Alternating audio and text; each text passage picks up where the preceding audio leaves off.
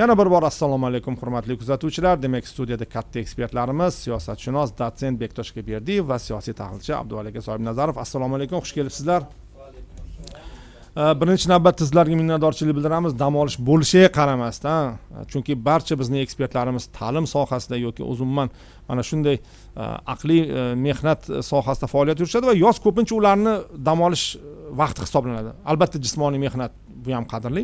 Ya'ni ko'pincha yoz mana shunday dam olish va shu vaqtda bizga vaqt ajratganingiz uchun rahmat. Chunki vaqt ajratmasangiz bo'lmaydigan darajadagi holat. Ko'pchilik Amerika Eron urushi endi tugadi, oxir oqibat mana shu 60 kunlik sulhdan keyin yana uzaytiriladi, eng kamida status quo saqlab qolinadi. Ular do'st bo'lib ketmasa ham endi faol fazasi urushni tugadi deb turganda aksincha bo'lyapti. Va so'nggi xabarlardan biri, ya'ni Eron taraf deb hisoblanadigan Husiylar, mana shunday deylik. Eron tarafidan deb hisoblanadigan Husiylar Saudiya Arabistoniga dengiz qamalini e'lon qilgani to'g'risida xabarlar chiqmoqda. Bektosh aka, bu nimani anglatadi? Ya'ni Saudiya Arabistoniga dengiz qamali, chunki Saudiya bir tarafdan Qizil dengizga, bir tarafdan Fors ko'rfaziga chiqib turgan mamlakat bo'lsa, uni Yaman qanday qamal qilishi mumkin?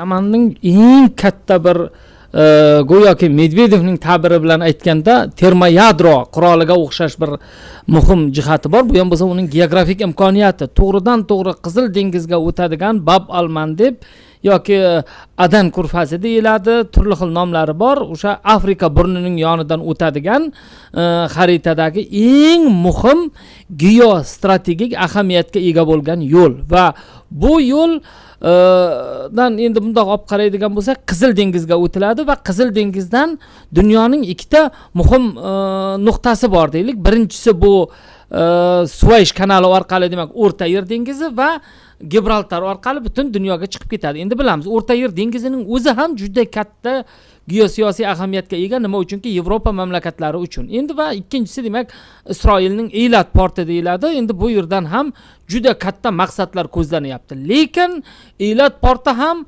Suvays kanali ham shuni bilib olishimiz kerakki, oddiy haliga ko'cha tilida aytadigan bo'lsak, bu ikkalasi ham bir tiyinga qimmat, ya'ni o'zining ahamiyatini yo'qotadi butunlay, qachonki Bab al-Mandeb yopiq bo'lsa. Ya'ni buni yopa oladigan yagona kuch bugungi kunda Husiylar, umuman keling Yamanliklar deylik, Yamanga qarang, mana xaritaga qaraydigan bo'lsangiz, shunchalik muhim bir nuqta sifatida joylashganki, bu yer Yamanning eng katta geosiyosiy imkoniyati. Ayniqsa bu yerda bugungi kunda juda rasmiy bo'lmasa-da geografik jihatdan hukmronlik qilayotgan Ansarullohning bir qanoti yoki Husiylar uchun juda katta bir imkoniyat. Ya'ni ular avvalo turli xil kichik qayiqlarda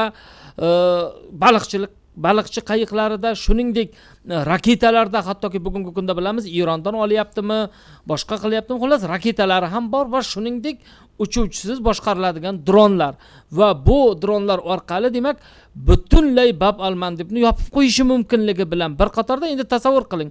Xo'sh, Bab al-Mandebni yopibdi, nima bo'pti? Suvaysdan, tepadan kirib kelish mumkin-ku, shimoldan Saudiya Arabistoniga deydigan bo'lsak, Saudiya Arabistonining ham Qizil dengizdagi barcha portlarini demak Husiylar zarba bera oladi. Mana bu haqiqiy dengiz qamali, ya'ni Qizil dengizni birinchidan, demak, janubdan keladigan asosiy yo'lni bekitish, ikkinchisi, demak, Saudiya Arabistonining portlariga kiradigan. Endi tasavvur qiling, Saudiya Arabistonining ikki xil chiqishi bor dedik. Bittasi Qizil dengiz, ikkinchisi, demak, Fors ko'rfazi. Bugun ko'rib turibmiz, Fors ko'rfazi, bu Hormuz bo'g'ozi yopiq va bu yerdan Saudiya Arabistoniga, demak, mahsulotlarning kirishi ham, mahsulotlarning chiqishi ham cheklanib turibdi va Qizil dengizdagi portlarining ham, demak, Husiylar tomonidan yopilishi Saudiya Arabistonini o'ta qiyin ahvolga solib qo'yadi. Saudiya Arabistoni endi u yoki bu darajada Eron bilan kelishishga, endi yana ham aniqroq aytadigan bo'lsak, Eronga ma'lum ma'noda yon berishga majbur bo'ladi. Chunki shu paytgacha Saudiya Arabistoni bilan Eron o'rtasidagi munosabatlarni hozir biz juda sovuq deya olmaymiz. Lekin Saudiya Arabistoni bugun Amerika Qo'shma Shtatlari qo'shinlari, harbiy bazalari joylashayotgan va bu joylashuv asta-sekin kengayayotgan asosiy mamlakat. Chunki qarang, Eronga yaqin bo'lgan davlatlarning hammasi murakkab vaziyatda qolyapti. Bu tepadan o'sha Kuvaytni oladigan bo'lsak, Bahrayn, Qatar, Birlashgan Arab Amirliklari, hattoki Ummon ham. Chunki bular hammasi Eronga juda yaqin va buni bilgan Amerika Qo'shma Shtatlari asta-sekin harbiy kuchlarini, demak, Saudiya Arabistoniga olib o'tayapti. Bu esa Eronning manfaatlariga zid. Eron unga bemalol talab qo'yishi mumkin. San birinchidan musulmon islom sivilizatsiyasining bir qismi sifatida, shuningdek minglab yillar davomida biz bilan bo'lib kelayotgan qo'shnichilik evazi hisobiga Amerika Qo'shma Shtatlarining qo'shinlarini, harbiy bazalarini o'z bag'ringga olmaysan. Endi bunday talablar albatta bo'ladi va Saudiya Arabistoni garchi shuni bilib olishimiz kerak-da, ko'pchilik aytadi, urushga aralashmayapti-ku. Garchi urushga aralashmayotgan bo'lsa-da, lekin Amerika Qo'shma Shtatlari bilan anchayin yaqin. Va bu narsa bugun mana Eron uchun juda katta bir motiv bo'lyaptiki, ya'ni uning o'sha neft mahsulotlarini qazib oladigan va ishlab chiqaradigan asosiy zavodlariga Husiylar orqali zarba beryapti va Husiylar orqali endi dengiz blokadasini ham. Bu demak juda katta Saudiya Arabistoni uchun katta muammolarni keltirishi tayin. Demak, Abdug'ali aka, mana shu masalada fikrlaringiz, ya'ni qo'shimcha savol bilan murojaat qilamiz. Ko'ryapmizki, urushlarda davlatlar yutkazib qo'yyapti. Ya'ni yengilyapti yoki ya'ni ham aniqroq yenga olmayapti. Masalan, Amerika Qo'shma Shtatlari Eron urushi, Rossiya Ukraina urushi. Masalan, Rossiya Ukraina urushi boshlanganda ham Rossiyaga muammo emas deyilgandi-da boshida. Mayli 3 kun, 1 haftadir, hatto 1 yil bo'lganda ham, bugun 5-yil ketyapti-da. Ko'ryapmiz, katta davlat, hatto davlat mashinalari urushlarda yenga olmayapti. Lekin hamma nimagadir hali bir rasmiy maqomi aniq bo'lmagan Husiylardan qo'rqadi. Hali Yamanda ham menimcha aytib bo'lmaydi, Husiylar hamma yoqni egallagandi. Masalan, Afg'onistonda Tolibon butun Afg'onistonni egallagan-ku. Deylik, tan olinmasa ham. Lekin Yamanda unday emas u. Ammo hamma Husiylardan qo'rqadi. Britaniya ham, Amerika ham, ya'ni orada ularga qarshi operatsiyalar o'tkazishdi. Ularga qarshi Saudiya boshchiligida koalitsiya tuzildi. Hammasi samarasiz ketdi. Hammasi samarasiz ketdi. Yaqinda mana Sano aeroportiga zarba berildi, Erondan samolyot kelib qo'ngani uchun. O'zi umuman Saudiya bunga og'riqli munosabat bildiradi. Bir vaqtlar Birlashgan Arab Amirliklaridan ikkita kema kelgani uchun ham zarbalar bergan edi. Nega Husiylardan bunchalik qo'rqishadi, Abdullah aka? Ya'ni bu guruhmi yo bu shunchalik bir katta bir kuch davlatmi bu, nima bu? Albatta mana shu 2020-yildan keyin dunyoda urush manzarasi butkul o'zgarib ketdi. Bu urushni birinchi bo'lib Turkiyalar o'zgartirib yubordi deyishimiz mumkin. Ayniqsa mana shu Turkiya orqali, albatta Turkiyaning yordam berishi, uning dronlari orqali Ozarbayjon o'sha Turkiyalar yelkasida sharmandalik holat bo'lib turgan 20% hududi bosib olingan, masalan, o'lkani Toliy Qorabog'dagilar uch paytda hozir Ozarbayjon tomoni Qorabog'da o'zgartirgan. Mana shu Qorabog' va unga tutash bo'lgan 20% hududni ozod qildi va bu urushdagi yangi taktika, ya'ni dronlarni qo'llash operatsiyasi butun dunyodagi urushlar manzarasini o'zgartirib yubordi. Hattoki kichik bir mamlakat ham bugun katta mamlakatni esankiratib qo'yapti. Aynan mana shu dronlar orqali, shu jumladan mana shu Rossiya Ukraina urushida ham, Amerika Qo'shma Shtatlari va Eron o'rtasidagi urushda ham aynan dronlar juda katta rol o'ynayapti. Dronlar orqali dushmanni sarosimaga solish, vahimaga solish usullari katta ish beryapti va aytishimiz mumkinki, bugungi kunda Husiylar ham, Husiylarni albatta shu Eron Islom Respublikasining proksi guruhi hisoblanadi. Va bu yerda bular shiyalarning o'sha Ansorulloh harakati bor.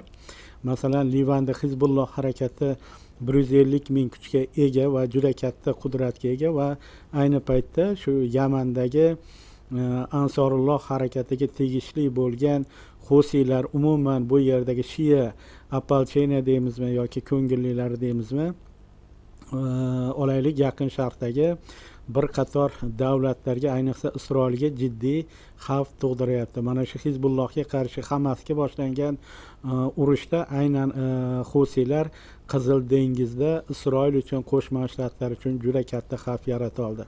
Hattoki Saudiya Arabistoni boshchiligidagi xalqaro koalitsiyaning sa'y harakatlari ham yoki Amerika Qo'shma Shtatlari boshchiligidagi yoki Buyuk Britaniyaning harbiy operatsiyalari, Isroil o'tkazgan harbiy havo operatsiyalari ham hech qanday samara bermadi va bu yerda aytish mumkinki, Husiylar albatta mana shu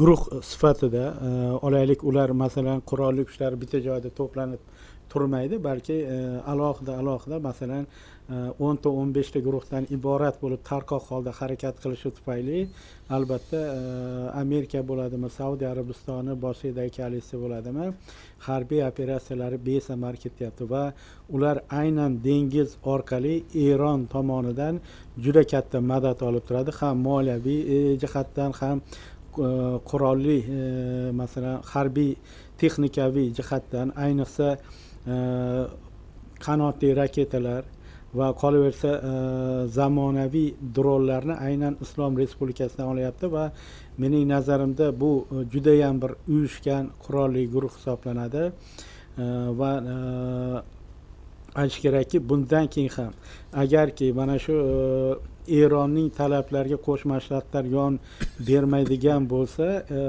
Tehron albatta mana shu yaqin Sharqdagi proksi guruhlaridan samarali foydalanishga harakat qiladi va Bobil Mandab bo'g'ozini bemalol to'sib qo'yishga imkoniyatiga ega.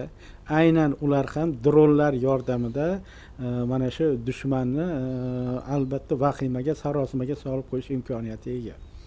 Bitta agar ruxsat bersangiz 1 minutgina qo'shimcha savollar bor. Demak, Yamanning eng katta qismini egallaydigan Husiylar bir paytlar bu shunchaki Ansorulloh tashkiloti edi va 1990-yillarga kelib bilamiz, bu yerda sunniylarning roli osha boshlagandan keyin Husayn al-Husiy tomonidan tashkil qilindi va bu guruh va asosiy vazifasi qilib mamlakatning shimoli g'arbidagi Zaydi shiyalari kamchilik hisoblanadi. Mana shu kamchilikni huquqlarini, manfaatlarini himoya qilish uchun tashkil qilingan tashkilot. Va endi qarang, nima uchun bular ko'proq yengilmas kuch sifatida qaraladi?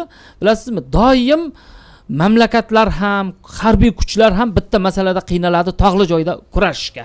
Endi buni Afg'oniston misolida ham bilamiz, doim yoki masalan Checheniston urushida yoki umuman Kavkaz urushlarida ham eng katta o'sha ruslarning qiynalganligi o'sha tog'li joyni bo'ysundirish qiyin bo'ladi. Bugungi kunda aynan Husiylar ham Saad hududlaridagi Husiylar aynan tog'li hududlarda, relyef juda qiyin. Ularni avvalo topish va o'sha joylariga zarba berish nihoyatda qiyin. Va bular hattoki bugun poytaxt Sanani ham himoya, nazorat qiladigan juda katta harbiy tashkilotga aylangan va aholi bilan aralashib ketgan. Endi bitta narsa ko'pchilik aytadi, nimaga Saudiyaning, Amerikaning Husiylarga kuchi yetmaydimi? Kuchi yetishi uchun deyman, men aytaman, 500 minglik zamonaviy qo'shinlarni olib kelib Yamanni butunlay bosib olish kerak. Butunlay bosib olmaguncha bu nima bo'lmaydi. Masalanda nazorat qila olmaydi. Ikkinchidan, bu tog'li, shunchalik tog'li mintaqaki Yamanni tarixda ham bosib olish qiyin bo'lganda, uncha kuchlar bosib ola olmaydigan juda qiyin hududlarda. Shuning uchun ham demak, Husiylarning qo'li ko'pincha baland keladi bunday holatlarda. Bektushga mana endi shunda savol. Deylik, urush yoki diplomatiya deyiladi. Yo'q, diplomatiya yoki urush deyiladi. Birinchi diplomatiya, keyin urush. O'zi Husiylar bilan kelishishga harakatlar bo'lganmi? Husiylar bilan bir necha bor kelishishga harakatlar bo'lgan. Lekin bu yerda bilasizmi, Husiylar biz masalan juda bir o'ta bir jangari yoki gohida qahramon sifatida talqin qilinadi ommaviy axborot vositalarida. Nima uchun degan joyda bu yerda ko'proq Iron va Rossiya ommaviy axborot vositalari tomonidan bu xabarlar bo'rttirib ko'rsatiladi. Ya'ni nima uchun degan savolga Husiylarning ixtiyori demaylikki, Husiylar ko'p jihatdan Ironga moyil, Ironga bo'ysunish, ya'ni ular hattoki bayat keltirgan Iron Oyatulloh Xomanayga, ya'ni biz Zaydi shiyalari, Ja'fariy shiyalari bo'lishiga qaramasdan Irondagi shiyalarning asosiy markazi bo'lganligi uchun biz Ironga bayat keltirganmiz deyilgan. Va ko'pincha Husiylarni boshqarish uchun ularni o'zlari bilan to'g'ridan-to'g'ri muzokara qilinmaydi. Iron bilan muzokara qilinadi. Va Iron ko'pincha Husiylarni yo'rig'iga yurgiza oladi va Iron agar bo'ldi, tinch kerak, tinch bo'lishi kerak, yo'llar ochib qo'yilishi kerak deydigan bo'lsa, o'sha kuniyoq Zaydi shiyalari, ya'ni bu Husiylar birdaniga tinchiydi. Ya'ni bu bilan aytmoqchimizki, tashqi aralashuvning butunlay ta'siriga tushib qolgan guruhlar sifatida ham aytib o'tishimiz kerak. Va Saudiya Arabistoni bu yerda bir necha bor harakat qilib ko'rdi. Yamanga katta iqtisodiy yordam ko'rsatamiz. Uni asta-sekin integratsiya qilamiz. O'sha maktablar, institutlar, kasalxonalar, bog'chalar hamma jihatdan yordam qilamiz. Faqatgina ularni Ironning ta'siridan o'zlarining ta'siriga olishga harakat qildi. Bir paytlar Abdulloh Salohni shuning uchun ham qo'llagan. Abdulloh Saloh lekin sunniy. Sunniylar orqali aytgan edi Saudiya. Ko'ndiringlar qo'shnilaringni, ya'ni o'zingni bitta mamlakatdasizlar. Sizlar o'shani ko'ndiringlar, biz investitsiya beramiz, hokazo beramiz. Lekin bu yerda Husiylar ko'proq o'zlari tashabbus qila olmaydi tashqi siyosiy masalalarda, hammasini albatta Iron bilan maslahatlashadi va shuning uchun ham so'nggi paytlarda arab davlatlarining aksariyati buni yaxshi bilib olganligi uchun Iron bilan kelishib qo'ya qolayotgan edi, Husiylarning o'zlari bilan emas. Va bu yerda qo'shimcha so'rayman, muxlislardan doim iltimosi bo'ladi. Shu Abduvali akaga sal mikrofonni yaqinroq qo'ying. Yana bir narsa qo'shimcha qilmoqchimanki, bu yerda albatta Husiylar aholi bilan juda yaxshi ishlaydi. Ya'ni aholi tomonidan ideologik jihatdan juda ham chuqur qo'llab-quvvatlanadi. Ya'ni Husiylar bilan xalq o'rtasidagi aloqalar, ya'ni har doim xalq tomonidan qo'llab-quvvatlanadigan fraksiya yoki guruh albatta qo'li baland keladi. Bundan tashqari o'sha Husiylarning bu yerda juda katta urush tajribasiga ega ekanligi, ya'ni hukumat bilan olaylik Saudiya Arabistoni qo'llab-quvvatlaydigan hukumat bilan shiyalar o'rtasida doimo mana shu qirg'inlar, o'zaro qirg'inbarotlar, urushlar bo'lib turgan va mana shu 2004-yildan beri yoki ayniqsa bu urushning shiddati 2014-yilda kuchli tus olgan, mana shu vaqt mobayndan beri Husiylar juda ham katta urushda tajriba orttirgan va mana shu tomoni albatta ularni kuchli tomonlaridan hisoblanadi. Ya'ni bundan keyin hammasi tinchib ketgandan keyin ham Bob Almanda mana shunday kalit bo'lib qolaveradimi? Kalit bo'lib qolaveradi, afsuski, endi chunki juda bir o'zi qaltis mintaqada joylashgan. Sababi sharqiy tomoni ham, g'arbiy tomoni ham. G'arbiy tomoniga qarasangiz ham bu yerdagi bir beqaror davlatlarda, davlatlar ham qabilalar beqaror. Va bir paytlar bu yerda juda katta Somali qaroqchilari ishga tushib ketgan edi, bilamiz. 20-asr qaroq. Shuningdek bu tomonida Yaman. Endi bularni boshqaradigan kuch yo'q, doimiy nazorat qiladigan davlat yo'q. Xohlagan payti o'sha savdo kemalariga bular zarba bera olishi mumkin. Shuning uchun ham dunyo iqtisodiyoti gohida kollaps yoqasiga kelib qoladiki, endi tasavvur qiling, bular agar Bab al-Mandabni yopib qo'yadigan yoki Bab al-Mandabda qachonki bir beqarorlik holati vujudga kelsa, kemalar endi Afrikani aylanib o'tishga majbur va bu Misr hukumati uchun avvalo, chunki Suvaysh kanalidan Misr asosiy daromadni oladi. Qarang, Misrni ham bir tomondan Ironga bog'lab qo'yyapti. Saudiya ikki tomondan aytib o'tdik-ku boya, buni ham Ironga bog'lab qo'yyapti. Ko'pchilik haligi Ironni baholaganda uni geosiyosiy qudrat ekanligida mana shu jihatlarni ham hisobga olishga kerak bo'ladi-da. Ya'ni kim bu yerda masalan mayli bugun Hizbollohni Isroil anchayin murakkab ahvolga solib qo'ydi. Lekin Yamanga Isroilning ham tishi o'tmaydi, Amerika Qo'shma Shtatlarining ham, Buyuk Britaniyaning ham kerak bo'lsa butun dunyoning qo'shinlarini olib kelib, boyaga aytganimdek bu yerda kurashish kerak va bu nihoyatda murakkab masala. Shuning uchun ham bu avvalo Ironning kuchi, ikkinchidan Husiylarning qudrati deyishimiz mumkin. Endi zamonaviy dunyo, iste'molchilik jamiyati, materializm deymiz va sotib olib bo'lmaydimi? Sotib olishga harakatlar ham bo'lgan, boyaga aytganimdek doimiy harakatlar hozirgacha bo'lib turadi. Lekin Abduvali akam aytganlaridek, bular ko'proq mafkuraga ishonadigan, ya'ni o'sha shiyalik mafkurasiga shunchalik sodiqki, ularning hammasini hattoki pulga, mol dunyoga sotib olish ham qiyin. Ular ko'proq o'zining o'sha diniy liderlari orqali boshqariladi va diniy liderlarning aksariyati Iron bilan hamfikr. Mana bu holatda demak ularni sotib olish masalasida juda katta qiyinchiliklarni tug'diradi. Rahmat, mana hozir chiqqan xabar, demak Amerika Qo'shma Shtatlarining Darhoveyn stansiyasiga bergan zarbasiga javob o'laroq Eron Bahrayndagi Amazon kompaniyasi data markaziga zarba beribdi. Endi bu harbiy obyekt emas.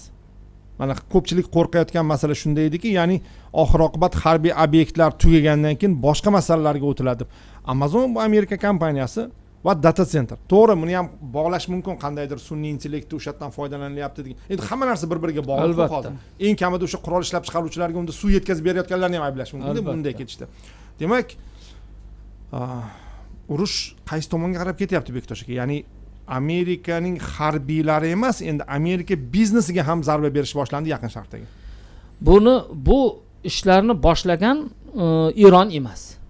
Bu Amerika Qo'shma Shtatlari ko'prikni portlatyapti. Ko'prikdan nima faqat harbiylar foydalanadimi? Tasavvur qiling, 99% holatda fuqarolar foydalanadi. Yoki tunnellarga zarba beryapti, yo'llarga, elektrostansiyalarga. Demak, bu masalada birinchi bo'lib Amerika Qo'shma Shtatlari fuqarolik infrastrukturalariga zarba berib boshladi Eronda. Biz bu yerda yana muxlislarga aytib o'taylik, yo Eron parastlik qilayotganimiz yo'q yoki umuman xolis. Birinchi navbatda kim fuqarolik infrastrukturasiga zarba berdi? Maktablardan tortib bog'chalar, hammasiga Amerika Qo'shma Shtatlari. Demak, tasavvur qiling, Amerika Qo'shma Shtatlariga mumkin, lekin Eronga mumkin emasmi degan savol tug'iladi bu yerda. Va ikkinchi masala borda bu yerda. Masalan, biz Eronni ichidan bunday bir qaraydigan bo'lsak, Eron deydi qo'shni davlatlarga tajovuz qilyapti, bu mumkin emas deb chiqayotgan ba'zi bir ekspertlarimiz ham bor. Eron o'zini boshqacha himoya qilishning imkoni yo'q. Eronning o'sha F-35 samolyotlari yoki o'sha avia tashuvchilari yo'qki, ular borib Amerikaning oldida turib Amerikaga qarshi kurasha olsa. Eron bu jihatdan anchayin cheklangan. Eron demak o'zining mintaqasi bo'ylab kurasha oladi va demak bu avvalo harbiy obyektlarga zarba berdi, lekin o'tgan urushlarda masalan Amerika Qo'shma Shtatlari uning harbiylari joylashgan Birlashgan Arab Amirligidagi ba'zi bir mehmonxonalarga ham zarbalar bergan edi va bu Birlashgan Arab Amirligi tomonidan jiddiy tanqidga uchragan edi. Lekin bugun Eron bu tanqidlardan qo'rqayotgani yo'q va hattoki demak qarang, tasavvur qiling, Iordaniyadagi harbiy bazalarga, Iroq, Suriya, Kuvayt, Bahrayn, Qatar, Birlashgan Arab Amirligi. Demak, hammasidan nafaqat Amerika Qo'shma Shtatlarining harbiylarini, asta-sekin demak biznesini ham va biznes pod prikritiyem degan gap bor-ku, nima desak bo'ladi? Biznes niqobi ostida ishlayotgan ba'zi bir Amerikaning tashkilotlari bor. Bular to'g'ridan to'g'ri markaziy razvedka boshqarmasi bilan bog'liq. O'zingiz aytib o'tdingiz. Demak, o'sha data markazlarining hammasi ham faqat biznes emas. Demak, ular ma'lum bir razvedka faoliyatini amalga oshiryapti va demak Eron tomoni bularga zarbalarni beryapti. Lekin bitta masalada bir murakkablik keladi. Arab davlatlari bilan Eronning munosabatlari juda o'ta sovuqlashib, o'ta yomon bo'lib qolishi mumkin. Lekin Eronning Amerika Qo'shma Shtatlarining avvalo harbiy, undan keyin biznes markazlariga berayotgan zarbalari ham bu demak urush qonuniyatlaridan tashqarida emas. Chunki Amerika Qo'shma Shtatlarining o'zi bunday faoliyatni amalga oshiryapti. Fikrlaringizga 100% qo'shilaman. Birinchi bo'lib haqiqatda o'sha maktab o'quvchilarini bombalagan ham Amerika Qo'shma Shtatlari bo'ladi yoki shu infratuzilmalariga, Eronning infratuzilmalari, ko'priklar, elektrostansiyalar, tinch aholi foydalanayotgan binolarga ham, shu ko'priklar, infratuzilmalariga ham Qo'shma Shtatlar zarba beryapti. Haqiqatda Eronni bevosita, masalan 10,000 kilometrga uchadigan raketasi yo'q yoki dronlari yo'q, Qo'shma Shtatlar hududiga yetadigan. Shuning uchun uning bugun albatta qasos olish uchun eng yaxshi manzil bu Fors ko'rfazi mamlakatlarida joylashgan Amerika Qo'shma Shtatlarining o'sha biznes inshootlari yoki moliyaviy korporatsiyalari inshootlariga qarshi qaratilishi aniq. Chunki Eron o'zining suverenitetini, mustaqilligini, o'zini juda ham oriyatli hurmat qiladigan va o'zini juda ham bir oriyatli tutadigan mamlakat va hukumat ham xuddi shunday. Va shuning uchun aytmoqchimanki, bundan keyin ham Eron, mana ko'rdik, Iordaniyada hali Amerika Qo'shma Shtatlarining harbiy bazalari mavjud ekan. Bu yerda 2 nafar emas, balki undan ham ko'proq o'nlab Amerika Qo'shma Shtatlari harbiylari va zobitlari halok bo'ldi va shundan keyin Kuvayt hatto shu Pokiston Islom Respublikasiga murojaat qilib qiruvchi samolyotlarni va harbiylarini mamlakatda joylashtirish taklifini ham ilgari suryapti. Bu albatta judayam xavfli pretsedent hisoblanadi. Agarki bu yerda ketma-ket Saudiya Arabistoni, Kuvayt va boshqa mintaqa mamlakatlarida Pokiston Islom Respublikasi qo'shinlari yoki harbiy bazalari paydo bo'ladigan bo'lsa, bu albatta keyinchalik Eron va Pokistonni urushtirish uchun juda ham bir yaxshi bahona bo'lishi mumkin. Bundan albatta Amerika Qo'shma Shtatlari foydalanishga harakat qiladi. Provokatsiya qilib qanday bo'lmasin, bu yerda mintaqada joylashgan Pokiston armiyasi bilan Eron armiyasini ham urushtirib qo'yishga harakat qiladi. Menimcha albatta bugungi kunda ancha o'sha islom olamida yoki sharq olamida ham renessans bo'lyapti, uyg'onyapti. Agarki oldingi vaqt bo'lganida edi, mana shu Eronning Fors ko'rfazdagi davlatlarga zarbalaridan keyin mana shu sunniy mamlakatlar hukumatlari ham AQSh boshchiligidagi xalqaro koalitsiyaga qarshi qo'shilib Eronga qarshi urush ochishlari mumkin edi. Hozir yana bir kelgan xabarlardan biri, demak, xo'p, Qatar va Pokiston kabi vositachilar Amerika Qo'shma Shtatlari va Eronga 10 kunlik o't ochishni to'xtatishni taklif qilgani haqida xabar kelyapti va ba'zi resurslarda bu chiqyaptiki, bu aslida AQShning taklifi degan fikrlarni bildirishyapti. Bu haqiqatan vositachilarning taklifimi? Birinchi savol. Ikkinchisi, bu AQSh va Eronning bundan manfaatlari va umuman nega 10 kunga, nega deylik 60 kunga emas yoki nega bir umrga emas? Bilasizmi, juda bir qiziq holat kuzatiladi-da. Bu yerda masalan Eron parlamentining spikeri G'olibovning bitta yaxshi bir intervyusi chiqdi. Biz memorandumni imzolashimiz bu aslida bizni qopqonga tushirgan ekan degan gapni gapirdi va unda aytib o'tdiki, biz memorandumni imzoladik, demak Amerika Qo'shma Shtatlariga ishonish mumkin desak, yo'q. Ular bu vaziyatda bizga qarshi hamma qurolni ishlatib bo'lgan edi, qurolsiz qolgan edi. Ya'ni mana necha kun o'sha sulh amal qilgan bo'lsa, bunda qurol zaxiralarini yana to'plab oldi. Afsuski Amerika Qo'shma Shtatlariga ishonib bo'lmas ekan va ayniqsa deydi Donald Trampning imzosi hech nima bir tinga qimmat ekan degan bir gapni gapirib o'tdi. Shundan kelib chiqadigan bo'lsak, endi urushning mantig'iga qarang-da. Pokiston birinchi tomondan haqiqatda kuchli vositachi bo'lyapti. Lekin qarang, Eron Pokistonning ba'zi bir manfaatlariga zarar yetkazsa-da, bu yerda Saudiya Arabistoni bilan bog'liq masala bor-da, Eron Pokiston avtomatik tarzda urushga kirib ketish kerak, Saudiyaga hujum bo'ladigan bo'lsa. Lekin o'zini chetga olib turibdi. Nima uchunki Eronga butunlay Pokiston deyarli bog'langan neft va gazdan, ya'ni o'sha Belujiston orqali o'tadigan neft va neft mahsulotlari Pokistonning asosiy imkoni deyishimiz mumkin va buning uchun ham Pokiston o'zini teyib turadi. Garchi faqatgina retorik ishtirok etsa-da. Endi Qatarni ham bilamiz. Ya'ni bir narsa shuni ko'rsatdiki, bugun Amerika Qo'shma Shtatlari bilan garchi do'stlashishiga qaramasdan Yaqin Sharq arab davlatlari biznesda ham boshqada ham hech kim emasligi, hattoki bularning o'sha energetik resurslari ham hech nima emasligi ko'rinib qoldi. Qachonki Eron agar bu yerda o'zini demak agressiv tutadigan bo'lsa yoki Hormuz bo'g'azini yopib qo'yadigan bo'lsa. Uchinchi jihat, Amerika Qo'shma Shtatlari nima uchun endi 10 kunlik sulh masalasini gapirib qoldi? Yana o'sha gap, chunki biz doim aytayapmizki, Amerika Qo'shma Shtatlari Eronni bombardimon qilish uchun avvalo o'sha o'ta kuchli aqlli boshqariladigan bombalardan, Tomahawk raketalaridan, hattoki GBU bombalaridan foydalanadi va bulardan ko'p foydalanyapti. Lekin Eronning hududi bu shunchalik kattaki, u butun dunyoning qurollarini yig'ib kelinsa-da, demak bu yerda Eronni mahv eta olmaydi. Bu narsa aniq. Va bugun necha kunki mana davom etayotgan urush natijasida Amerika Qo'shma Shtatlarining yana o'sha zaxirasi tugab qoldi. Chunki u doimiy logistikani talab qiladi. Bu esa demak Amerika Qo'shma Shtatlariga mening fikrimcha yana turli xil yo'llar bilan sulh uchun imkoniyat qidirayotganligini anglatadi. Lekin bu safar mening fikrimcha Eronning talablari qat'iy bo'lsa kerak va bunday sulhga menimcha Eron ko'nmasa kerak. Yana ham bilmadim. Abdulla aka, nima ro'y berish kerakki sulh bo'lishi uchun? kimdan birinchi qadam bo'lishi kerak yoki kimdan katta qadam bo'lishi kerak? Mening nazarimda mana Amerika Qo'shma Shtatlari deyarli dunyoni ishonchini, Eron ishonchini suiiste'mol qilib bo'ldi. Endi unga ishonish juda ham qiyin.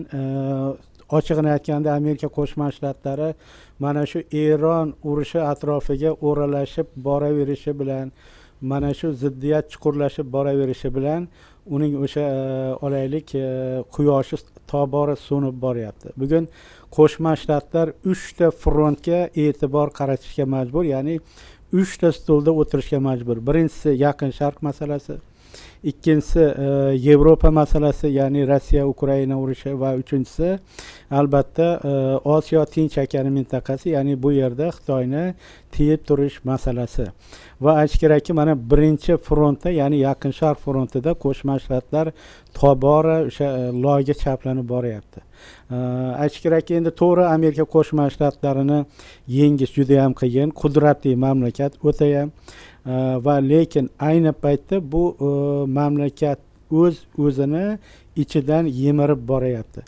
Ya'ni har qanday mamlakat harbiy sohaga qanchalik ko'p byudjetdan mablag' ajratar ekan, bu mamlakat so'nishga majbur kelajakda. 10 yil o'tadi yoki 20 yil o'tadi va bugun Qo'shma Shtatlar mana shu olaylik bundan 5 yil yoki 10 yil oldin 600 milliard dollar miqdorida mudofaa uchun, Pentagon xarajatlari uchun mablag' ajratgan bo'lsa, bugungi kunda bu raqamlar 1 trillion dollardan oshib ketdi. Demakki, bu Amerika Qo'shma Shtatlari muammoga tobora g'arq bo'lib borayotganini anglatadi. Lekin albatta mamlakatning qudrati, g'ururi tufayli Donald Trump bugun chekinishni istamayapti. U turli xil usullar bilan ayyorona yo'l tutyapti. Mana bir vaqtlar Rossiya Chechen urushini ayyorona yo'llar bilan, ya'ni siyosiy yo'llar bilan yechgan bo'lsa, Amerika Qo'shma Shtatlari ham mana shunga harakat qiladi. Yoki bo'lmasa Eronni siyosiy yo'llar bilan mana alday olgani yo'q.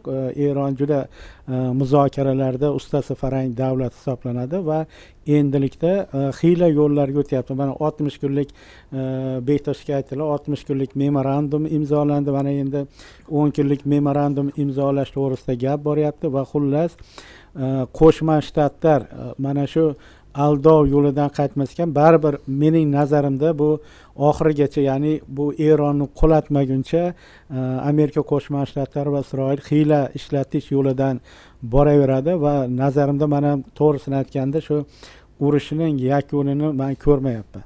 Buning uchun albatta Isroil bilan Amerika Qo'shma Shtatlari birinchi navbatda tayyor bo'lish kerak va Eron tomoni ko'rib turibmiz, qo'li baland. Garchi Eronni bombardimon qilayotgan bo'lsa-da, Amerika Qo'shma Shtatlarini muzokaralar stoliga o'tirish uchun xuddi Ukraina kabi yo'l tutyaptiki, bu yerda strategiya, taktikalar o'xshab ketyapti.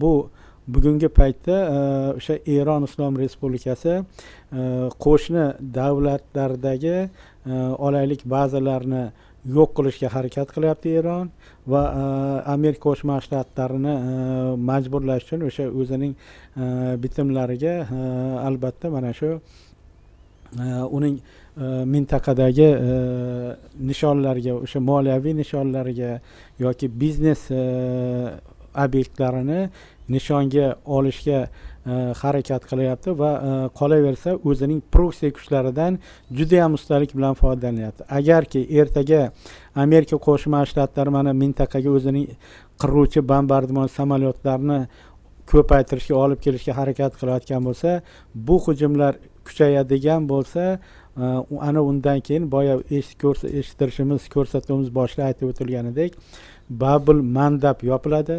Undan keyin Hizbullohning Livandagi harbiy harakatlari avjiga chiqadi va bundan tashqari Eron mana shu Suriyada olaylik vaziyatni keskinlashtirishga urinib ko'radi va bu yerda Suriyadagi turli obyektlarga, masalan, Amerika Qo'shma Shtatlarining bazalari joylashganda hatto shu xuddi shunga o'xshagan bazalarga, Suriyadagi bazalarga ham zarbalar berishga urinib ko'radi. Umuman Yaqin Sharqdagi harbiy teatr maydoni kengayib ketishi mumkin.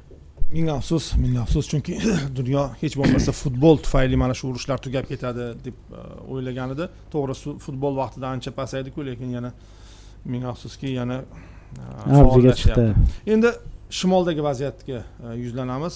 Abduvaliki, savolni sizdan boshlamoqchi edim, chunki Hindiston Rossiya demak Rossiya elchisi maqomidagi odam chaqirgan, ya'ni временный поверенный deyiladi, ya'ni elchidan bitta oldinga. O'zbekchada nima deymiz buni? Muvaqqat ishlar vakili. Muvaqqat ishlar vakili. Vladimir Ladanovni chaqirgan, chunki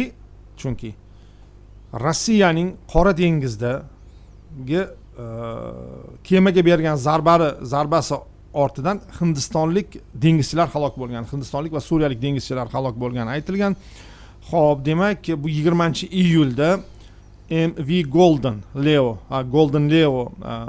quruq yuk kemasi Ukraina portida, Odessa portidan chiqayotganda Rossiya tomonidan zarba berilgan va Hindiston fuqarolari halok bo'lgan va boyagi muvaqqat ishlar vakilini chaqirgan. Endi nima degan?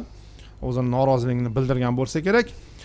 Bundan tashqari yana ommaviy axborot vositalarida chiqayotgan xabarlarga ko'ra Ukraina urush qoidalarini o'zgartiryapti degan masala kelyapti, chunki Wildberries Moskvadagi uning omboriga, Wildberriesning omboriga berilgan zarba bu juda ham dahshatli, haqiqatda tan olish kerak. Bu hali aytadiku qora tutunga burkatdi va hech narsa endi xavfsiz emas degan fikrni aytmoqda. Rossiya ham xuddi shunga o'xshagan mana Odessa portidagi harbiy bo'lmagan kemalarga ham zarba beryapti. Va umuman olganda Rossiya va Ukraina bir-birini jazolayapti. Abduvalika? Haqiqatda bu Yevropadagi, Sharqiy Yevropadagi urush teatr maydonida yuz berayotgan voqealar juda ko'pchilikni tashvishga solyapti. Ayniqsa keyingi paytlarda harbiy nishonlar qolib, biznes manfaatlarga juda ham katta zarbalar berilyapti. Buni har ikki tomondan ko'rish mumkin. Wildberriesga berilgan zarbadan keyin Rossiya ham erta yo indiniga o'tib, xuddi mana shunga o'xshash Kiyevdagi juda katta biznes obyektga zarbalar berdi va aytish kerakki, Ukrainaning Rossiyaga bergan zarbalar tufayli ko'rgan zarar miqdori albatta asimetrik bo'lyapti. Ya'ni Ukraina ham xuddi shunday miqdorda juda katta zarar ko'ryapti. Ming afsuski, mana shu hozir har ikki tomonning harbiy harakatda bir-biriga berayotgan zarbalari bir eskalatsiyani eslatib yuboryapti. Endi eskalatsiya qanchagacha davom etadi bu noma'lum. Ukraina Rossiyani jazolayotgani sari Rossiya prezidenti ham 1 metr ortga chekinayotgani yo'q.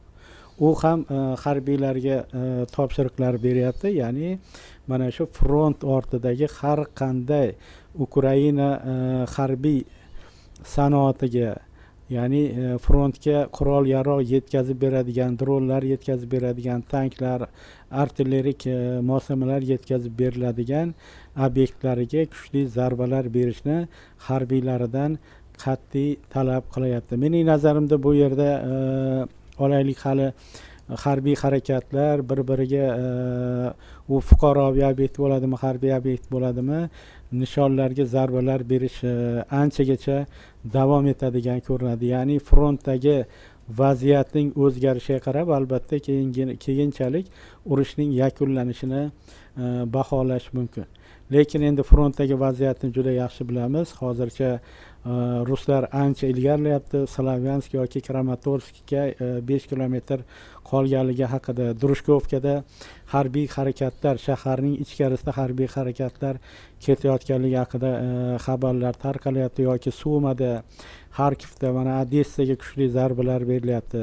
Va ayni paytda Ukraina ham hozirgi paytda Rossiyaning mana shu energetik obyektlariga zarbalar berishda davom etyaptiki, xullas biz bundan keyin urushning taqdiri nima bo'ladi yoki ertaga iqtisodiy ahvoli og'irlashayotgan Rossiya ya'ni qanday ahvolga tushadi? Chunki mana hozirgi 6 oylik ko'rsatkichlarga ko'ra Rossiyada iqtisodiy o'sish atigi 0.4% tashkil etadi. Rossiya bugungi kunda o'sha jahondagi o'rtacha ko'rsatkichga chiqish uchun kamida yillik o'sishi 3-3,5% tashkil etishi kerak. Yoki Ukrainani o'zida ham ahvol juda havas qilarli darajada emas. Ukraina ham o'sha ko'ngillilar koalitsiyasi va'da qilgan, Yevropa ittifoqi va'da qilgan 90 milliard pulni hali ola olgani yo'q. Olgan bo'lsa, atigi 3,5-4 milliard dollarni oldi va bu yerda budjetdagi iqtisodiy kamomad u yerda 20 milliard dollardan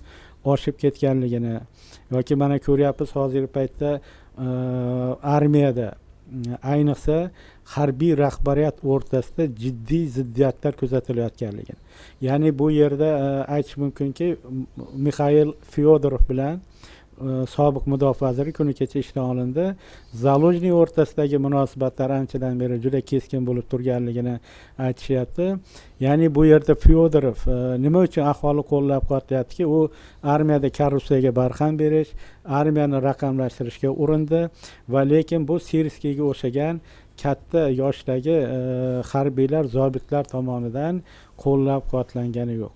Chunki o'sha bu yerda armiyani ham ikkiga bo'lish mumkin-da. Ya'ni Fyodorovni iPhone 14 deb oladigan bo'lsak, bu yerda Sirskiy boshliq komandani endi u Sovet davridan qolgan uslubda ish olib borayotganlikda ayblashyapti. Shuning uchun aytish mumkinki, bu Fyodorov mudofaa vaziri lavozimiga kelishi bilan armiyada juda katta islohot qildi. Tan olish kerak, bu dronlar sohasida yoki harbiy texnikaviy sohada juda ham katta yuksak natijalarni qo'lga kiritdi va hatto Rossiyani ham bir muncha vaqt esankiratib qo'yishga majbur qildi. Va xullas bugun aytish kerakki, urushning davom etishi bir tomondan Ukraina aholisi orasida norozilik kayfiyatini kuchaytiryapti, chunki ularning farzandlari frontda qon kechyapti, yo'qotish talofatlar katta.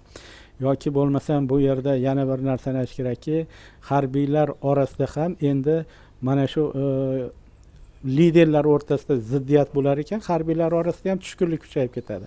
Va bu keraksiz mana shu to'qnashuvlar Ukrainani ham xuddi Rossiya qanchalik qiynalayotgan bo'lsa, Ukrainani ham mana shunday bir murakkab ahvolga solib qo'yapti. Rahmat. Bektosh aka, mana bu yerda kelgan yana bir xabarlarga ko'ra endi 100%lik deyish qiyin, ammo ijtimoiy tarmoqlarda aylanyapti. Rossiyada harbiy hisobda turgan ayollar ham voyenkomatlarga chaqirilayotgani to'g'risida xabarlar chiqmoqda. Bu yetishmovchilikdanmi? Ya'ni lekin Rossiya tarafi buni yo bu oddiy har doimgi amaliyotimiz deyapti, ammo o'sha shartnoma asosida ularni jalb etishga bo'lgan harakatlar to'g'risida ham xabarlar chiqmoqda shu haqda. Albatta, bugun buni xohlaganimizcha talqin qilishimiz mumkin, lekin umumiy bitta bo'layotgan holat shuki, baribir Rossiya bugun juda katta insoniy resurs yo'qotishga uchradi. Ukraina ham, endi hozir Ukraina haqida gapirmasdan faqat endi aniq-da bu. Bu aniq u. Demak, Rossiya haqida gapiradigan bo'lsak, bu albatta mobilizatsiyalarni bir necha marta e'lon qildi bu safarbarlikni va baribir askarlarning yetishmasligi kuzatilyapti va bilasizmi, so'nggi paytlarda hattoki migrantlarni ham yollab ko'rdi, boshqa qilib ko'rdi. Bugungi kunda migrantlarning ham, ayniqsa Markaziy Osiyodan borayotgan migrantlar ham Rossiyaga imkon qadar kam borishga harakat qilyapti. Endi ular ham boshqa geografiyalarni izlab ko'ryapti, lekin Rossiya tomoni migrantlar bilan ham masalaga yechim topa olmasligiga ishonib, demak, baribir o'zining ichki resurslariga tayanishga harakat qilyapti. Va bunda endi ayollar deganda, bu ayollarni to'g'ri xotin-qizlar harbiy hisobda turadigan, ma'lum bir harbiy ko'nikmalarga ega, jismoniy, aqliy va boshqa fiziologik jihatdan mos keladigan ayollarni frontga chaqirish amaliyoti bu butun dunyoda bor. Bugun Amerika Qo'shma Shtatlarida ham juda ko'p sonli ayollar armiyada xizmat qiladi. Ayniqsa bu borada Isroil dunyoda yetakchi deyishimiz mumkin. Barcha xotin-qizlar xizmat qiladi va Rossiya ham demak bu borada ortda qolish niyati yo'q, chunki yon qo'shni davlatlari Xitoyni ko'ramizmi yoki Shimoliy Koreyani ko'ramizmi, hammasida ayol harbiy xizmatchilar bor va Rossiyaning demak bugun keng ko'lamli xotin-qizlarni xizmatga jalb qilishini biz birinchisi demak haqiqatda harbiylarning yetishmasligida, ikkinchisi demak logistika bilan bog'liq masalalarga xotin-qizlar juda bir nima desak ekan, qulay. ya'ni front chizig'ida to'g'ridan to'g'ri urushlarda ishtirok etmasa-da, ma'lum bir razvedka harakatlarini amalga oshirishi, qo'mondonlik shtablarida turib o'sha kompyuter va boshqa jihozlardan foydalanish masalasi, dronlarni uchirish masalasi yoki avtomobillarni haydash yoki o'sha armiyaning ta'minoti masalasida xotin-qizlar muhim rol o'ynaydi va Rossiya bugun mening fikrimcha to'g'ridan to'g'ri garchi front chizig'iga ayollar xotin-qizlarni tashlamasa-da, keng ko'lamda ularning kuchidan foydalanishga ham harakat qilyapti. Nima uchunki tan olib aytishimiz kerak, juda ko'plab erkaklarning frontga jalb qilinishi natijasida bugun Rossiyada haligi nima deydi, ko'plab ayollar qolib ketyapti va ular xalq xo'jaligiga hammasidan ham foydalana olayotgani yo'q. Masalan, qishloq xo'jaligi, og'ir sanoat sohalarida ishlatishga harakat qilib ko'rish bo'lmaydi. Undan ko'ra ulardan mana shu yo'llarda foydalanishga bo'layotgan harakati deb tushundim men va to'g'risini aytadigan bo'lsam, buni tabiiy qarayman. Chunki urush jarayonida u hattoki bilamiz, endi bu 21-asrga kelib qoldi, lekin 20-asrda ham hattoki bolalardan foydalanish holatlari bo'lgan. Demak, bu jismoniy, fiziologik jihatdan mos keladigan bo'lsa, xotin-qizlardan foydalanish bu tabiiy holat. O'zi umuman bu urush yakunga qarab ketyaptimi yoki yangi kuch olyaptimi? Bektosh Abduvali aka, ya'ni nazarimizda bu tugashi kerak edi, chunki 5-yil ketyapti. Lekin endi fuqarolik obyektlariga ham zarbalar boshlanishi qanday tushunish kerak buni? Endi bu nihoyatda tan olib aytaylik, murakkab vaziyatga kiryapti urush. Endi ikkalasi ham to'g'risini aytsak jahl otiga mingan, Rossiya o'ta jahl otiga mingan bo'lsa, Ukraina katta texnologik jihatdan takomillashuvga erishgan armiyaga aylandi. Ukraina bugun katta ko'p sonli armiyasini safarbar qilmasdan shunchaki dronlar bilan, raketalar bilan Rossiyaga zarba berib, uning anchayin jahlini chiqaryapti. Lekin Abduvali aka aytganlaridek, Rossiya baribir bugun u yoki bu darajada ustunlikka ega. Ayniqsa kuni kecha o'sha Kiyevga bo'lgan hujumni ko'rib, endi buning dahshatligini va hatto Kiyevdagi ommaviy axborot vositalari buni Kiyevda do'zax deb yozishdi. Do'zax deb yozyapti. Endi tasavvur qiling-da, Ukrainaning raketalari, dronlari bo'lib ma'lum bir obyektlargagina tegayotgan bo'lsa, Rossiyaning bu juda ko'p sonli va zalvorli raketalari kelib bu Kiyevni vayron qilayotganligi bu asta-sekin demak urushda Ukrainaning ahvoli ham nihoyatda murakkablashib borayotganligini ko'rsatyapti. Endi Abduvali aka aytib o'tdilar, o'sha ko'ngillilar koalitsiyasi, ya'ni bugungi kunda Amerika Qo'shma Shtatlarini ko'rib turibmiz, Eron bilan band, Ukrainaga va'da qilingan qurollar, o'sha Tomahawk yoki o'sha osmonini himoya qiladigan ko'plab Patriot raketa tizimlari bugun Ukrainaga yetib kelayotgani yo'q. Ukraina borgan sari o'zini kuchiga tayanishga harakat qilyapti va bu bir tomondan ijobiy. Lekin bilasizmi, qanchalik ijobiy bo'lmasin, endi katta kuch bilan urushish qiyin-da. Men buni tarixda bitta masalani misol keltiraman. Masalan, Jaloliddin Manguberdi bobomiz juda kuchli armiyaga ega edi, taktishniy armiyaga ega edi. Lekin Chingizxonning oldida kam edi-da, kamsonli va geosiyosiy jihatdan bir noqulay ahvol bo'lganligi uchun yengilgan edi, tan olaylik. Ukraina ham bugun shunday zo'r taktika bilan urushyapti. Rossiyaga zo'r zarar yetkaza olyapti. Lekin bilasizmi, Rossiyani katta bir velikan, dev deb qaraydigan bo'lsak, unga Ukrainaning bu zarbalari yetarlicha Rossiyani esankiratib qo'yayotgani yo'q. Aksincha jahl otiga minishiga sabab bo'lyapti va bu yerda agar G'arb mamlakatlari birdaniga kuchli diplomatiyani ishga solmas ekan, baribir yo Ukrainaning qulashini ko'rishimiz mumkin yoki endi Rossiyaning qulashiga men 100% ishona olmayman. Chunki Rossiyada eng xavfli qurollar ham bor. O'sha xavfli qurollarni ishlatadigan darajaga yetib kelmasligi kerak. Insoniyat bunga yo'l qo'ymasligi kerak. Shuning uchun agar yechim sifatida agar diplomatiya yo'li topilmaydigan bo'lsa, biz baribir bu urushning bunday cho'zilishida Ukrainaning qulashiga afsuski guvoh bo'lishimiz mumkin deb o'ylayman. Menda ham xuddi shunday fikrlar bor. Mana hozirgi paytda Ukraina prezidenti nima uchun vahimaga tushyaptiki, Rossiya yangi qurol ishlab chiqdi, ya'ni S-8000 Banderol degan. Bu qanotli raketa. Mana shu paytgacha Ukraina qanotli raketalari bilan Rossiyaga jiddiy shikast yetkaza oldi. Olaylik bu harbiy obyektlariga, aerodromlarga va boshqa hokazo. endi Rossiya ham mana hozirgi paytda ballistik raketalardan ko'ra mana shu Banderol raketasiga katta e'tibor qaratyapti. Bu qanotli raketaning afzalligi shundan iboratki, u juda ham past balandlikda, ya'ni trayektoriyada ucha oladi va kerak bo'lsa u Patriot raketasi havo hujumidan mudofaa tizimi bo'ladimi yoki boshqa tizimlar bo'ladimi, ularni chetlab o'ta olyapti va aytaylik Kiyev viloyatiga, Xarkov, mana Odessani ham ko'ryapmiz. Keyingi kunlarda o'zingiz ham hozir aytib o'tdingiz, hatto hindistonlik dengizchilar ham halok bo'lgani va xullas Rossiya haqiqatda mana shiddat bilan mana shu yilning o'zida 2026-yilning o'zida harbiy harakatlarni yakunlashga, ya'ni Ukrainani taslim qilishga bel bog'lagan ko'rinadi. Men aytmoqchimanki, bu yerda agarki mana shu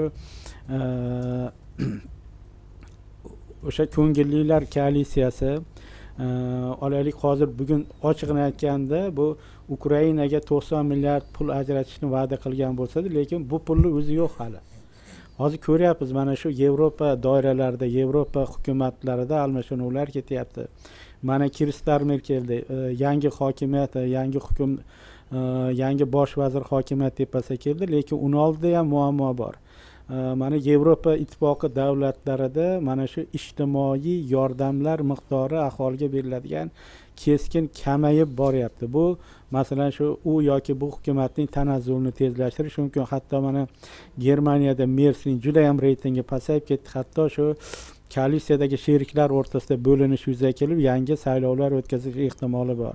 Yoki Fransiyada navbatdagi saylovlarda masalan Le Pen boshliq ultra o'ngchilar hokimiyat tepasiga keladigan bo'lsa, yana Ukraina murakkab ahvolga tushib qoladi. Mana nima uchun Ukraina prezidenti hukumat almashinuvini amalga oshirdi, u ochiq aytib qo'ya qoldi, ya'ni mamlakatning qo'shnilar bilan munosabatlari keskinlashib boryapti. Ya'ni tashqi siyosat va xavfsizlik masalalarida ahvolni yaxshilamasak bo'lmaydi degan ma'noda. Mana Vengriya aytayaptiki, Karpatiya viloyati aholisining huquqlari kamsitilishda davom etar ekan, biz Ukrainaga yordam bermaymiz deyapti. Yoki Bolgariya bo'ldi, biz ko'ngillilar koalitsiyasidan chiqamiz deyapti.